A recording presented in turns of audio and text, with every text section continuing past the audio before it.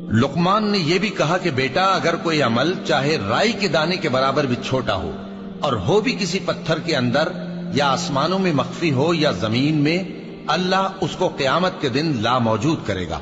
कुछ शक नहीं कि अल्लाह बारीक बीन है, खबरदार है। बेटा, नमाज की पाबंदी रखना और लोगों को अच्छे कामों के करने का मशवरा देते रहना, बुरी बातों से मना करते रहना और जो मुसीबत तुझ पर वाक़े हो उस पर सब्र करना। बेशक ये बड़ी हिम्मत के काम हैं। और तकब्बुर करते हुए लोगों के सामने गाल न फुलाना